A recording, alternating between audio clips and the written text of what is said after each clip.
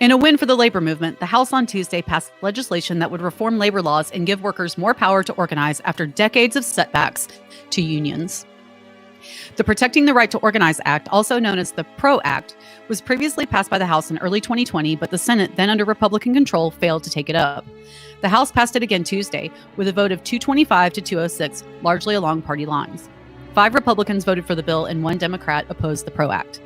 The bill includes provisions to expand the definition of employee for the purpose of allowing independent contractors to join unions, up in so-called right-to-work laws by allowing bargaining agreements to require dues by all employees represented by the agreements, and prohibit certain anti-union actions by employers and retaliation toward workers who participate in organizing. Right-to-work laws say employees can't be forced to join a union or pay dues, and are favored by businesses who say the measures boost employment and worker income. But organized labor groups say they favor big business and inhibit workers' rights to collectively bargain. Strong unions lead to better pay, higher quality, and more affordable health care, more secure retirement benefits, and workplaces that are safer, not just for union members, but for all workers. Excuse me, House Majority Leader Steny Hoyer, Democrat of Maryland, said on the House floor. Unfortunately, in the 21st century, the right to organize has been eroded and weakened. As a result, many workers are stuck with no recourse to demand the better pay and benefits they deserve, or they are subject to poor working conditions that are harmful to their health and safety, he said. And we know who he's pointing out specifically on the right to work. The poor working conditions that are harmful to health and safety of the employees. I think he's directly attacking Amazon, or indirectly attacking Amazon for that. He says in a tweet from POTUS, I believe every worker deserves a free and fair choice to join a union, and the PRO Act will bring us closer to that reality. I urge Congress to send it to my desk so we can summon a new wave of worker power and create an economy that works for everyone. Well, we'll see if this bill actually gets passed. The most exciting part of this bill is coming up. The bill would also give the National Labor Relations Board the ability to fine and penalize companies that do not comply with fair labor practices. It could also open the door for contractors at companies like Uber and Lyft to collectively organize. This is really important because we need independent contractors to be legitimately recognized as employees so that companies like Uber and Lyft can't steal their money anymore. You do realize that Uber and Lyft steal from their employees, as well as DoorDash and any of these other companies that use so-called independent contractors or in colloquial gig workers. The bill was supported by labor groups such as the AFL-CIO, who view it as the most significant worker empowerment legislation since the Great Depression. Lane Dunham, the associate director at the Kalmanovitz Initiative for Labor and the Working Poor at Georgetown University, said that the PRO Act would rectify employers' ability to skirt long-standing labor laws. A former organizer with a clothing and textiles union working across the South, Wyndham said that the bill's provisions to stop employers from holding captive audience meetings where they coerce or require workers to sit through meetings to discourage organizing is particularly important. Now, I have a little anecdote I'd like to talk to you about. I used to work for a large discount clothing company. They're ubiquitous across the U.S. And I worked both in one in Georgia and one here in California. The main difference between my employment on board employment training was in Georgia, which is a right to work state because it is technically a red state. I had to sit through a video that was anti-union organizing. But in California, I didn't have to because California provides more cover for employees and they don't outright support the right to work laws. So this is a good thing. And we need right to work to end.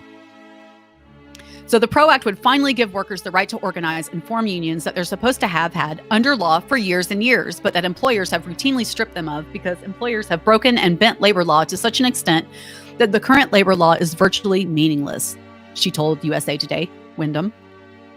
President Joe Biden put out a statement Tuesday voicing his support. The president said more empowerment of workers is necessary as the nation recovers from the COVID-19 pandemic, which hit workers hard. He previously promised to be the nation's most pro-union president. The middle class built this country, and unions built the middle class. Unions lift up workers, both union and non-union. They are critical to strengthening our economic competitiveness, Biden said. Okay, I have a little issue with saying that the middle class built this country. Unions did build the middle class. I will give the unions the credit for that because they did. But the middle class did not build this country. No. Working poor and slaves actually built this country. Mr. Biden, President Biden, needs to get his facts straight because the middle class did not build this country.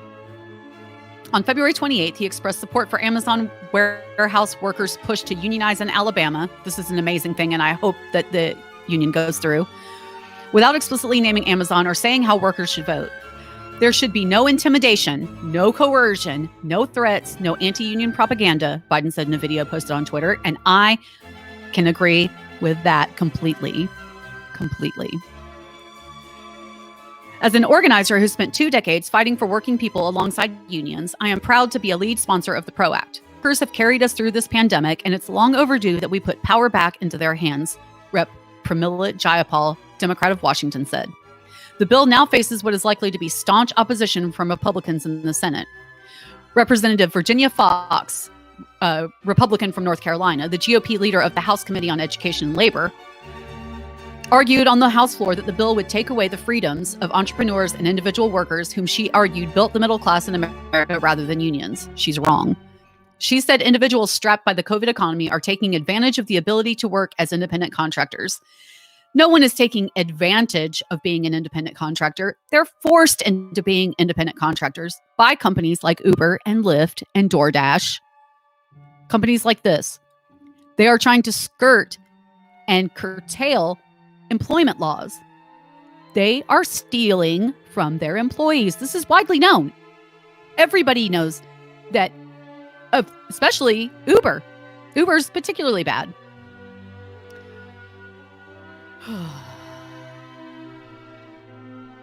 It is unconscionable that Democrats would consider a bill that would take millions from workers' paychecks, cost employers an estimated $47 billion in new annual cost, infringe on workers' First Amendment rights, and put small businesses at further risk by closing their doors, Fox said in a call with opponents of the bill on Monday.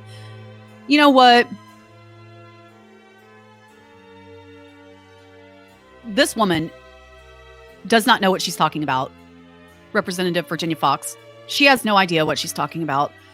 It is not unconscionable that Democrats or left-leaning people want a bill that protects worker rights, not employer rights. She is for employer rights, just like every Republican out there. All the Republicans, all the parties, all the PACs, they want you to be oppressed by your employer. That's what they want. They want employers to have all the rights and you as the worker to have none. So what do you think you should do? Should we go in and, through electoral politics, vote out these people? Congress people only have 2 years in before they can be voted out. It's time to start getting some better people in there, like Pramila Jayapal, AOC, Ilhan Omar, Cori Bush. Come on. Cori Bush is lighting it up on fire in Congress. Did you see the speech she made last week? Absolutely amazing. Just beautiful. She's just an amazing and beautiful human being who worked her butt off to get where she is. She is not like this Virginia Foxx who probably didn't have to work very hard to get into Congress, but she did. Cori Bush did. She worked really hard. AOC worked really, really hard. Ilhan Omar, she worked really hard. They worked really hard to get in there. Representative Tim Ryan, a Democrat from Ohio, slammed Republicans who opposed the bill in a House floor speech, urging them to focus on supporting workers rather than cultural issues such as the controversy of certain Dr. Seuss books being deemed insensitive. Stop talking about Dr. Seuss and start working with us on behalf of the American workers, Ryan said. Here's his speech.